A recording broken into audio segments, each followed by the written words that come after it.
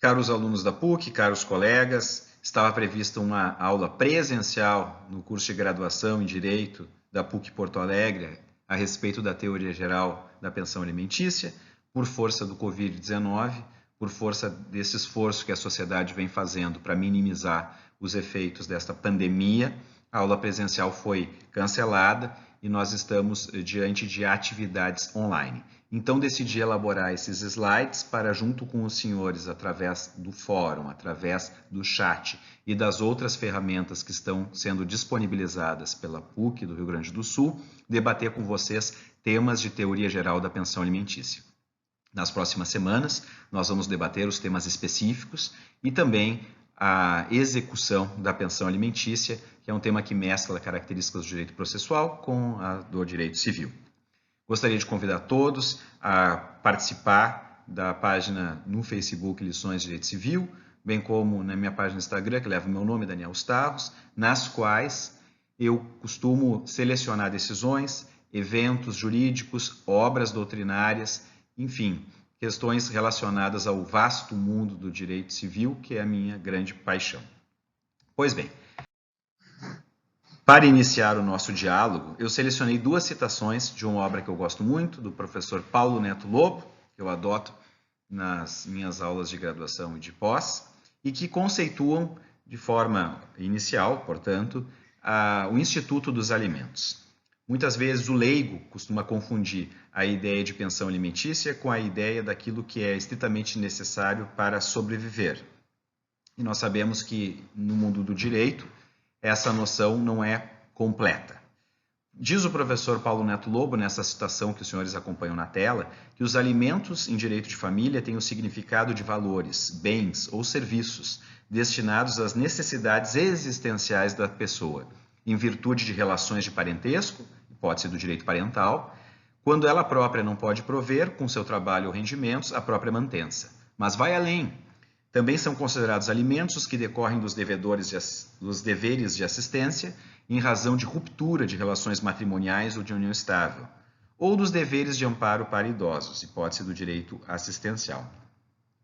Nessa segunda citação do professor Paulo Neto Lobo, que os senhores observam agora na tela, o professor Paulo Neto Lobo enfatiza qual seria o grande norte a ser perseguido numa fixação de pensão alimentícia. Diz o professor Paulo Neto Lobo que os alimentos têm por objetivo a preservação do que o Código Civil denomina viver de modo compatível com a sua condição social, além de atender, evidentemente, às necessidades de sua educação. É bem verdade que a separação dos cônjuges e companheiros nunca preserva inteiramente a condição social, inclusive quanto aos filhos menores ou incapazes, pois as despesas que antes eram compartilhadas passam a ser assumidas individualmente, o que significa, muitas vezes, queda do padrão anterior. Afinal, onde havia uma família, passam a ser duas com as suas despesas próprias, que em conjunto costumam ser superiores às que havia preteritamente. Então, na medida do possível, o direito tenta oferecer ao credor de uma pensão alimentícia a manutenção do seu padrão social. Muitos leigos acreditam que a pensão alimentícia deva corresponder a 30% ou 20% dos rendimentos da pessoa que paga os alimentos, o chamado devedor da pensão alimentícia. Isto não é verdade. Nós temos no direito o norte, como analisaremos nos próximos slides, do binômio histórico entre as possibilidades daquele que paga os alimentos e as necessidades daquele que recebe. Nós vamos abordar logo a seguir essa ideia de binômio ou uma ideia de trinômio, como os senhores observarão nos próximos slides. Eu quero, antes de chegar nesses próximos slides, destacar que o Código Civil brasileiro, que foi sancionado pelo presidente Fernando Henrique Cardoso no ano de 2002, ele na verdade foi gestado muitos anos antes, na década de 70. E algumas das marcas da década de 70, das características de nossa sociedade civil, ainda são visualizadas quando nós analisamos o regramento da pensão alimentícia. Selecionei para os senhores acompanharem a redação do artigo 1702 e 1704. E enquanto os senhores observam a redação do 1702 e 1704, eu apenas gostaria de ponderar para a reflexão que que os nossos avós, os nossos bisavós, não tinham por hábito frequentar o foro. Se nós compararmos as gerações atuais com as gerações que viviam na década de 70, nós veremos que na década de 70, muitas pessoas tinham até vergonha de comparecer no foro para pedir que o juiz regulasse os seus problemas. De outra banda, o foro se mostrava caro, o processo judicial demandava esforços econômicos das partes e muitas vezes, no que toca ao direito de família, o processo judicial acabava invadindo a privacidade das pessoas. Aqui no Brasil, os senhores sabem, o divórcio foi acolhido em 1977 e os processos que discutiam dissolução do vínculo matrimonial a partir do divórcio de 77, ou pelo menos o desquite, que era o antecedente histórico da atual separação, eles costumavam ser extremamente litigiosos. Eu costumo elogiar uma das características das gerações mais novas, atuais, elogiar a característica que as gerações mais novas, ou seja, as pessoas mais jovens, não têm tanta tolerância com o litígio e se contentam com o desamor, se contentam com o desaparecimento do afeto como causa suficiente para a separação, para o divórcio, como é mais comum. Mas o Código Civil, que foi gestado na década de 70, ele ainda menciona uma perquirição da culpa, perquirição do chamado cônjuge culpado pelo fim da união. Esses dois artigos, em muitos tribunais da Federação, como o do Rio Grande do Sul, que é onde eu atuo, raramente são aplicados, mas eles constam no Código. Isso me faz lembrar sempre uma obra muito interessante que eu li de um professor da Paraíba, professor muito competente e dedicado, que é o professor Dimitri Soares, que se chama A Crise do Direito de Família Codificado. A crise do direito de família codificado. O Código Civil, que deveria ser o norte de aplicação do direito civil, ele acaba sendo deixado de lado muitas vezes por força de sua completa desatualização, o que não deixa de ser uma lástima dentro do sistema. Nós precisaríamos ter um código no que toca a especialmente esses dois artigos, teríamos que ter um código mais atualizado.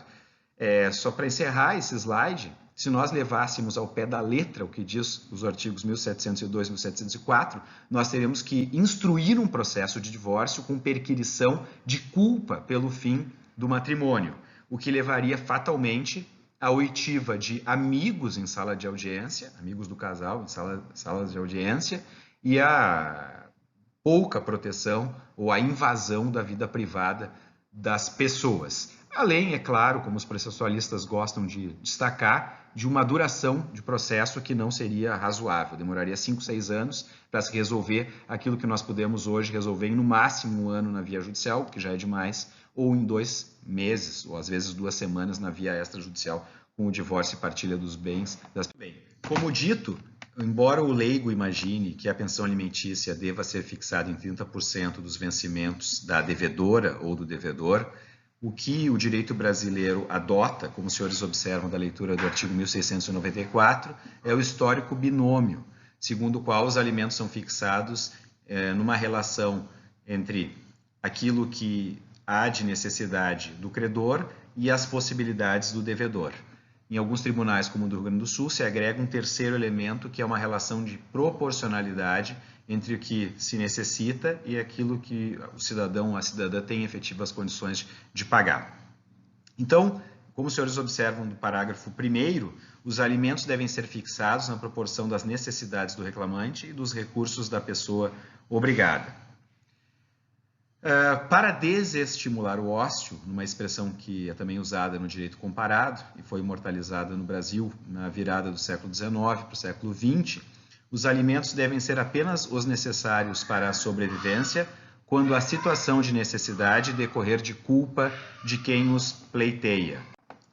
Apenas para ilustrar, eu lembro de um acórdão que me foi mostrado pela professora Cristiana Gomes Ferreira, em que o tribunal havia fixado que a pensão alimentícia deveria ser paga até a conclusão dos estudos universitários do filho. E o que o pai conseguiu, ou a mãe conseguiu demonstrar em um processo futuro, era que o filho ou a filha, ele se matriculava em apenas uma disciplina por semestre e cursava uma faculdade há mais de 10 anos sem qualquer previsão de obter grau. Então, para desestimular esse ócio, se estipula historicamente que a pensão alimentícia se limitará ao valor que é necessário para a simples sobrevivência do sujeito, quando a situação de necessidade depender exatamente de um seu comportamento positivo. Também gostaria de referir que, embora o artigo 1694 afirme que podem os parentes postular os alimentos que necessitem, na prática, a jurisprudência, interpretando outros artigos do Código Civil, costuma limitar o dever de prestar alimentos no Brasil aos ascendentes, aos descendentes e aos irmãos, além dos cônjuges e companheiros, evidentemente.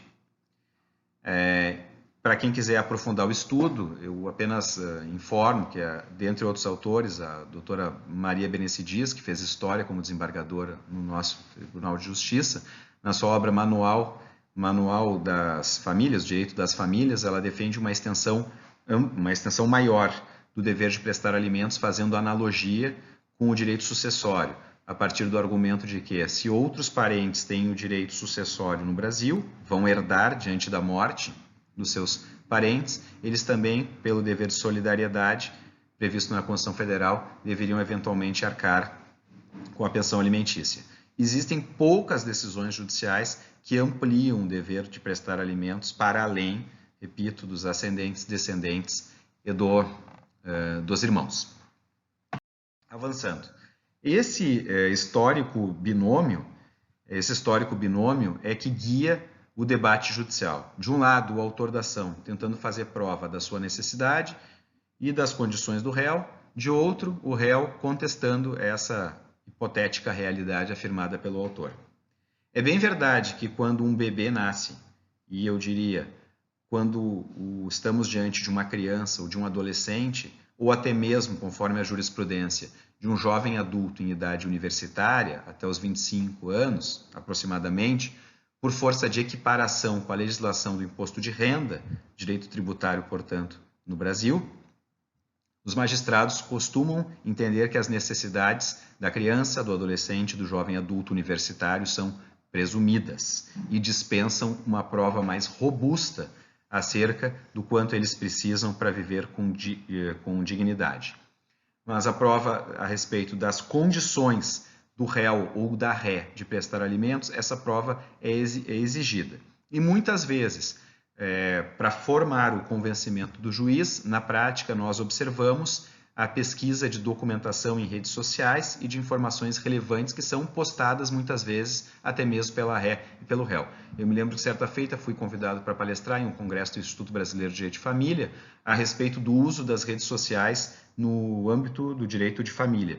E para minha surpresa, quando eu preparei aquela palestra, eu com enorme facilidade encontrei mais de 1000 acórdãos que se valiam de informações postadas na rede para justificar o valor da pensão alimentícia. Então tem acordos extremamente interessantes nos tribunais da federação a respeito de informações que constam em Facebook, Instagram e que devem ser valorizadas para a fixação da pensão alimentícia.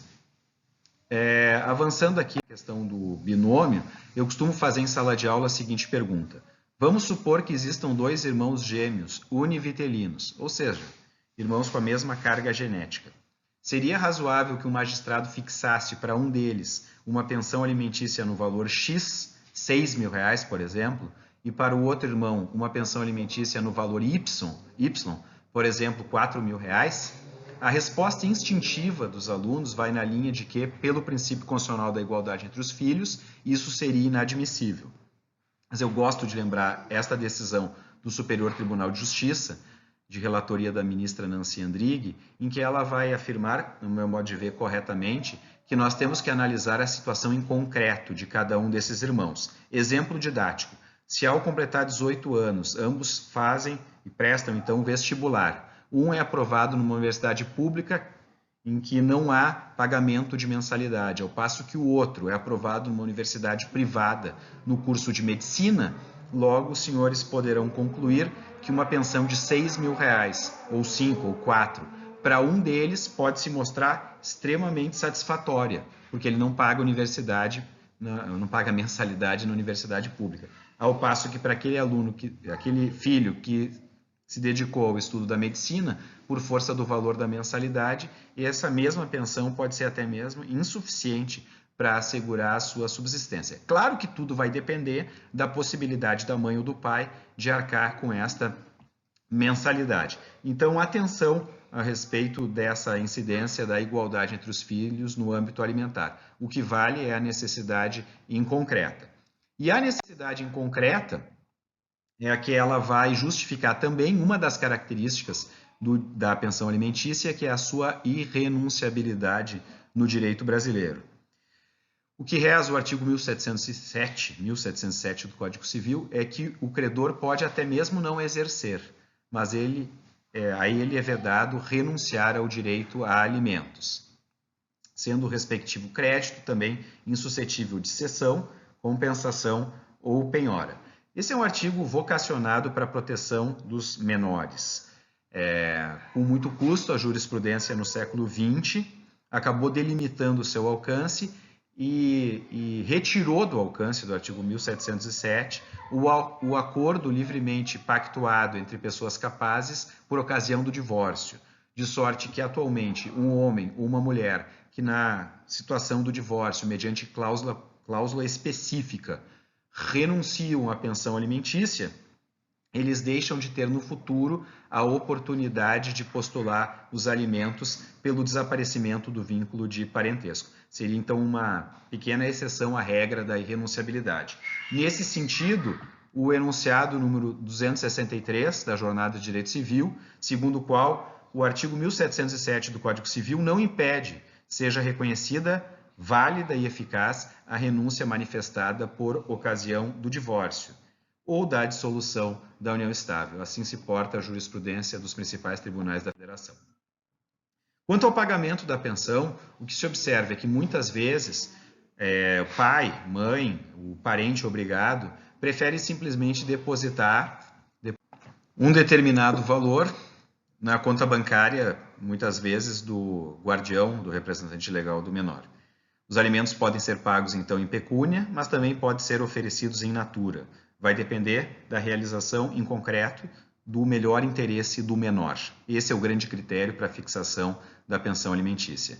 E à luz desse critério, do melhor interesse da criança ou adolescente, o artigo 1701 deve ser lido, quando ele afirma que a pessoa obrigada a suprir alimentos poderá pensionar o alimentando ou dar-lhe hospedagem e sustento, sem prejuízo do dever de prestar o necessário à sua educação enquanto menor.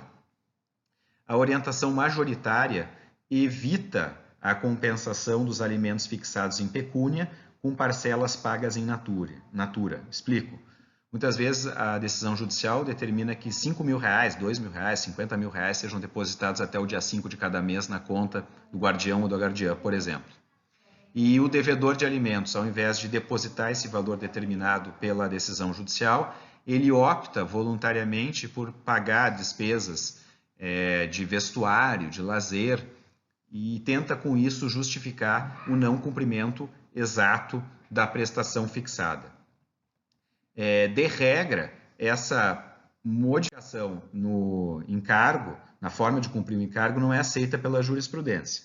É bem verdade que, de forma absolutamente excepcional, quando cabalmente demonstrado que um determinado valor foi pago a título de mensalidades escolares, de plano de saúde, de condomínio, ou seja, em favor efetivamente do menor, se encontram julgados como esse que os senhores observam na tela de relatoria do ministro Sanseverino, da terceira turma, aceitando a compensação a título excepcional, sob o fundamento da vedação do enriquecimento sem causa, pois, do contrário, além de ter pago, por exemplo, as mensalidades do colégio, a devedora de alimentos ou o devedor de alimentos teria que pagar o valor em pecúnia fixado.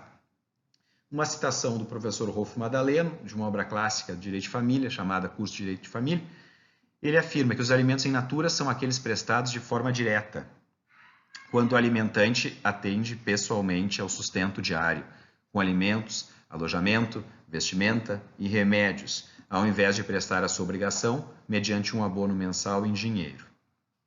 Então, de regra, o magistrado fixará a pensão e a forma do seu pagamento em atenção ao melhor interesse do menor. Se no direito, direito aos alimentos nós temos que enfocar em cada momento histórico a pontual situação do suposto credor e do indigitado devedor, é natural que, com o passar do tempo, as circunstâncias se alterem e seja tolerada uma revisão judicial. Então, a pensão alimentícia ela sofre influência da cláusula rebus sixtantibus, isto é, episodicamente, a devedora de alimentos, o devedor de alimentos pode aumentar a sua possibilidade, conseguindo um emprego melhor, quem sabe, um rendimento mais alto, mas pode também ficar desempregado, e isso deve ser considerado sempre pelos magistrados no momento de correção, de adaptação do valor da pensão. A recíproca é verdadeira, a gente pode pensar num bebê, pode pensar numa criança jovem que tem poucas necessidades e diante de uma enfermidade ela vê as suas necessidades aumentarem bastante. E na medida que o tempo passa, portanto, aquela pensão que antes era extremamente boa e suficiente se mostra agora insatisfatória para atender ao seu padrão de vida e às suas necessidades. Por isso, o artigo 1699 ele oferece a base legal para a ação de revisão e também para a ação de exoneração do encargo. Afinal, a pensão alimentícia ela é vocacionada para ser transitória. Ela não deveria, como regra, durar indefinidamente ou muito menos até a morte dos sujeitos. Então, na medida que as pessoas conseguem condições para prover o próprio sustento, surge a hipótese da ação exoneratória para finalizar esse encargo de prestar alimentos. Como a gente vai observar em encontros da semana próxima, das próximas aulas, há uma série de peculiaridades no regime da exoneração.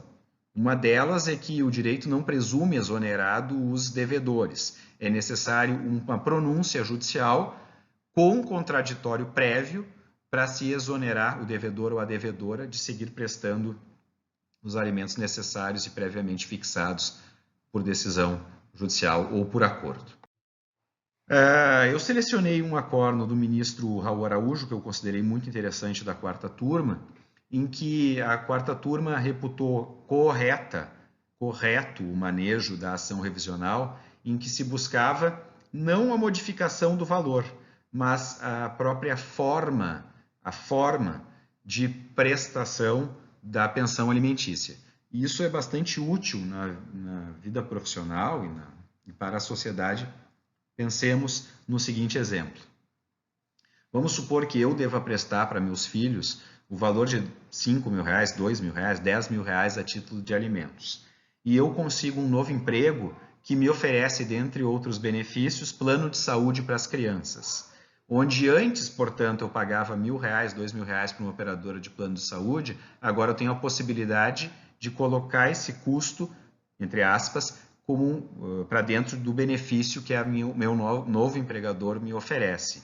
Então, eu poderia me valer de uma ação revisional, não para modificar a proteção dos meus filhos, que será a mesma, mas sim para modificar a forma de adimplemento desse encargo.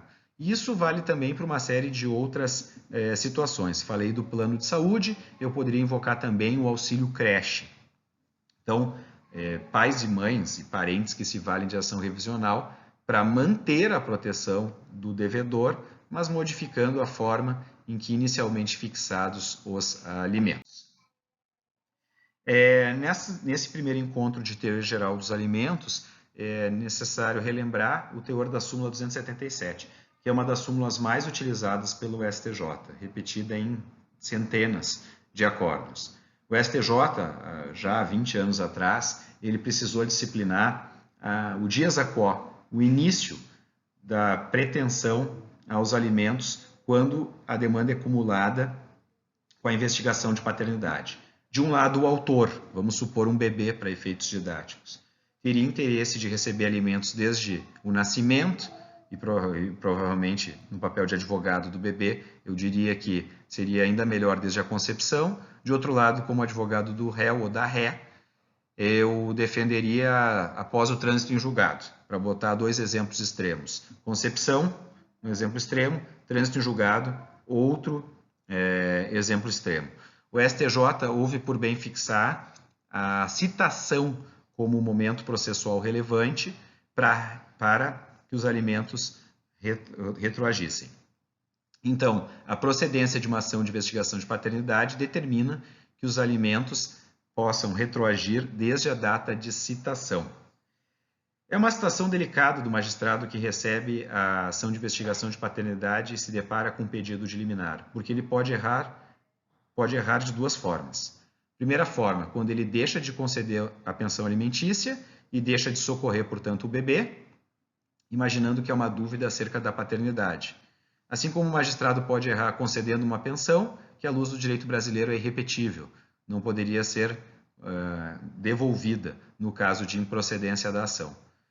Felizmente, os magistrados se valem de indícios, se valem de uma prova que não é das mais robustas, mas que oferece verossimilhança no julgamento e na apreciação dessas liminares, que são concedidas em ações de investigação de paternidade cumuladas com a pensão alimentícia. Indo para o nosso encerramento, no penúltimo slide, eu gostaria também de lembrar, nesse primeiro momento de Teoria Geral dos Alimentos, de lembrar o enunciado 341 da Jornada de Direito Civil, e que decorre, logicamente, do tema 622 do STF. Sobre o tema 622 do STF, nós temos dois grandes pesquisadores, dentre outros no direito brasileiro, três grandes pesquisadores, o professor Cristiano Cassetari, na obra clássica da Atlas, o professor do Paraná, Ricardo Calderon, e a colega, professora de Alagoas, a professora Patrícia Rocha, que se debruçaram sobre os efeitos desse vínculo socioafetivo que permite a formação da multiparentalidade no nosso direito.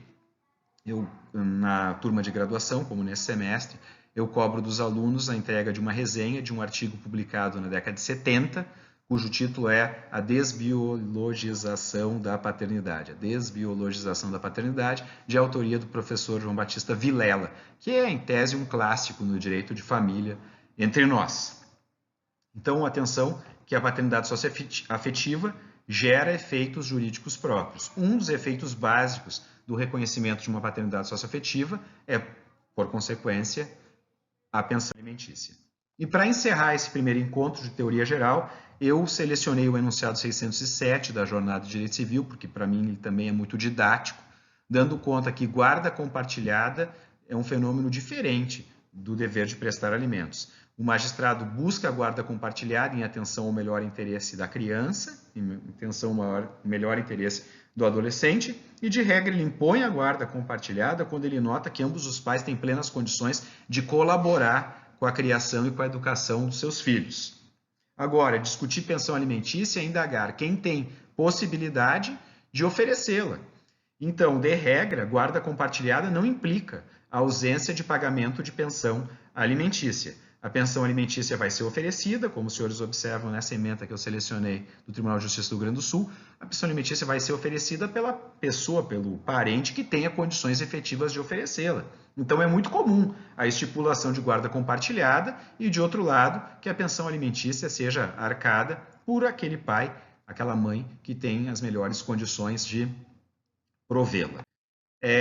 Semana seguinte, nos nossos próximos encontros, nós vamos debater situações mais específicas do direito de alimentos e eu convido os alunos a debater no fórum, a debater no chat, nos demais canais que a PUC oferece durante o nosso semestre. Agradeço a atenção de todos. Um grande abraço e bons estudos.